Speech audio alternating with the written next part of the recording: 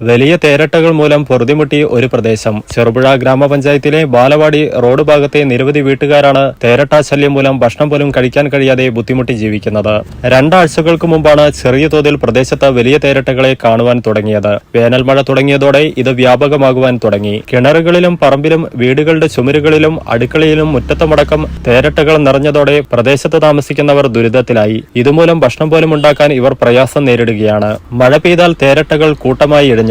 ഇവയെ പെറുക്കിയെടുത്ത് കുപ്പിയിലാക്കി ഇടുകയാണ് ചെയ്യുന്നത്. മണ്ണെണ്ണ, പെട്രോൾ അടക്കമുള്ളവ ഉപയോഗിച്ച് ഇവയെ നശിപ്പിക്കുവാൻ ശ്രമിച്ചെങ്കിലും ഫലപ്രദമായില്ല. വീടിന്റെ അകത്തെത്തുന്നതോടെ ഇവയുടെ ദുർഗന്ധം അതിരൂക്ഷമാണ്. ഇത് തലവേദനയടക്കം ഉണ്ടാക്കുന്നതായും പ്രദേശവാസികൾ പറഞ്ഞു. കത്തിച്ചാലും രൂക്ഷമായ ദുർഗന്ധം അനുഭവപ്പെടും. അടുക്കളയിൽ ഉണ്ടാക്കിവെച്ച ഭക്ഷണത്തിൽ തേരട്ടകൾ ഇഴഞ്ഞെത്തിയത് മൂലം ഭക്ഷണം അപ്പാടെ ഉപേക്ഷിക്കേണ്ട അവസ്ഥ വരെ ചില സന്ദർഭങ്ങളിൽ ഉണ്ടായതായി നാട്ടുകാർ പറയുന്നു. അട്ടശല്യം മൂലം കൃഷികളും വ്യാപകമായി നശിക്കുകയാണ്.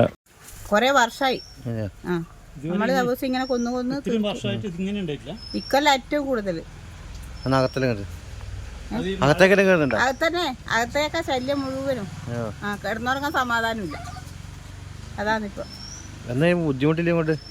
ഇതിന്റെ മണം കൊണ്ട് മണവും പിന്നെ ഇതിനെ കാണുമ്പോ നമുക്ക് അറപ്പല്ലേ, അതന്നെ ബുദ്ധിമുട്ട്.